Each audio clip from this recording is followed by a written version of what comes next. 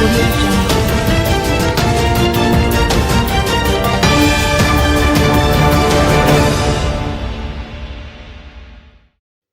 Driver escaped serious injury in crash allegedly caused by spilled construction material. A minivan driver narrowly escaped serious injury after his vehicle skid off the White Horse Main Road in the vicinity of Shady Spring in St. Thomas before slamming into a nearby ditch. Police report that the incident occurred sometime after 6 p.m. Wednesday and that the occupant of the vehicle received minor injuries. Investigators suggest that the accident may have been caused by spilled sediments on the roadway from truck carrying construction material, a long-standing problem that has been resulting into several accidents in recent months.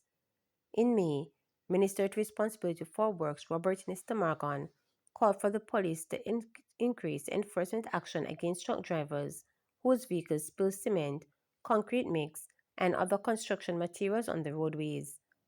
Section 97 of the Road Traffic Act 2018 makes it a criminal offense to cause materials such as concrete mix, garbage, or oil spill onto the roadway, Morgan noted in a statement. Offenders who are found guilty can be fined up to $300,000 or 3 months imprisonment, he noted. Section 97.2 also empowers the authorities to recover the cost of the road repair as a civil debt in the parish court. FLA seized firearm of alleged soldier involved in road rage incident. The Firearm Licensing Authority FLA has seized the gun of a man believed to be a soldier who was caught on video assaulting another man during a road rage incident along Constant Spring Road in St. Andrew. The incident reportedly occurred on Monday. The FLA confirmed seizure of the firearm and also said a formal probe has been launched into the matter. The authority is also reminding licensed firearm holders that if investigations find them liable of using their firearm contrary to the rules and guidelines, the board will immediately revoke their permit. Reporters broke the story on Tuesday after the amateur video was sent to their news team. Acting Superintendent of Police in charge of St. Andrew Central, Mark Harris, said an official report has been made. The incident reportedly began along Eastwood Park Road in the jurisdiction of St. Andrew Central Police.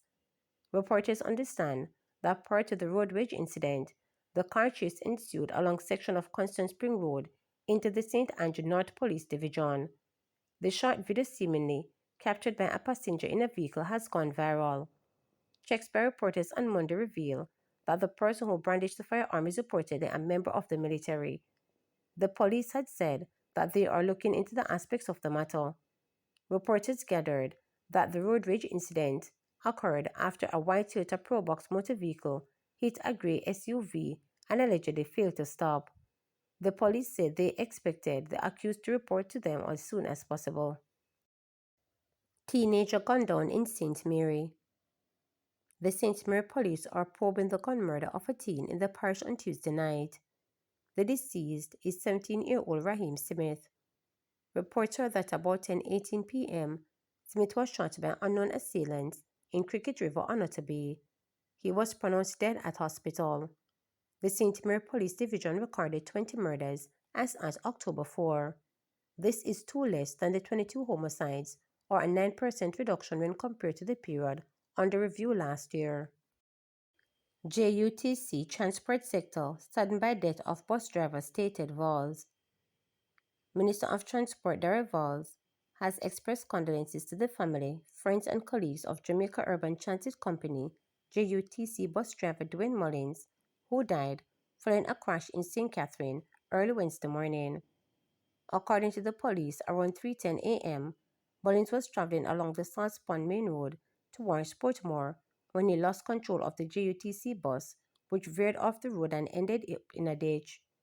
He sustained severe injuries and was taken to the Spanish Town Hospital, where he later succumbed to his injuries. Voss said the JUTC family and the wider transport sector are deeply saddened by the loss. The JUTC is mourning following the tragic passing of one of its dedicated employees who served the community in public and professionalism with pride. Our public transport operators are essential to keeping Jamaica moving each day, and the loss of one of their own is deeply felt across the entire sector, stated Voss. He said his ministry stands in full solidarity with the JUTC during this difficult time and commended the company's ongoing effort to provide counseling and assistance to affected staff members as they cope with the loss. Chief Justice declared that no minister or permanent secretary can direct the head of the Court Administration Division. Chief Justice Bryan has declared that no minister or permanent secretary can direct the head of the Court Administration Division. That statement came as a reminder as he sought to assure that a legal framework is in place to preserve the independence of the judiciary. The Chief Justice, who was speaking at the Judiciary Public Education Day in St. Anne, declared that this legal framework is the Supreme Court Amendment Act 2016. He maintained that the outcome of legal cases is not influenced by Parliament. He added that the independence of the judiciary services as judge makes decision against powerful interests in an objective manner. If you go down on page 2, you will see not only the chief executive officer, but shall be responsible for the day-to-day supervision of the work and the staff of the division. And if you go down on page 3, you will see a small letter E for those of you who are reading with me. It says, be accountable to and take directions from the Chief Justice in the performance of the functions of the Director of Court Administration and to the performance of the division and the implementation of policy in relation to the division as directed by the Chief Justice, and when you say a small letter F, comply with such directions as may be issued by the Chief Justice from time to time on any matter falling within the functions of the Director of Court Administration Division. So the whole purpose of that was to preserve the independence of the judiciary and to make it very clear that the Court Administration Division falls under the Chief Justice as head of a co-equal arm of government.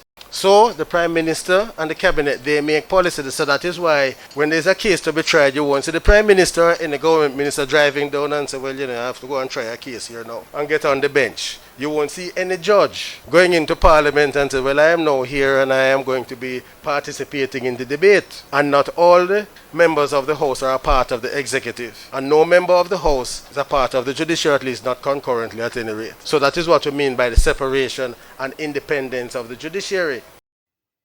Government to establish Institute for Cultural Practitioners and Creatives.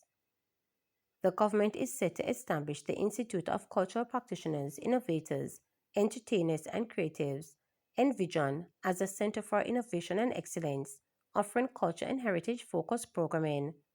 It will also facilitate cutting-edge, flexible education and professional development across a wide array of creative disciplines, including the arts, digital technology, gastronomy, and creative entrepreneurship. Minister of Culture, Gender, Entertainment, and Sport Olivia Grange made the disclosure during a statement to the House of Representatives on Tuesday, where she tabled a green paper on the national policy of culture, entertainment, and creative economy. The ICPIEC will provide the full range by leveraging local and international partnership envisions to include our universities and colleges to champion human development, reinforcing the holistic nature of Jamaica's creative ecosystem, she noted. We are providing an institutional architecture that value and strengthen our cultural identity, prioritizes cultural resource management, nurtures talent, and prepare our creatives for global competition. The micro-credentialing model will allow cultural practitioners and creatives to continue to earn while upskilling to the highest level of certification, the minister added. To implement this initiative, the government will establish the Jamaica Entertainment and Cultural Development Foundation to provide a dedicated and sustainable funding mechanism. Grange noted that as a registered charity, the foundation will mobilize and direct investment from government, the diaspora, and private donors, supporting infrastructure development, program-based funding, event execution, fundraising efforts, and institutional capacity building as vital to the sector's growth and sustainability. The policy also treats with the sustainability and advancement mechanism of the festival economy, which will impact our community, nation, regional, and international festivals, she stated.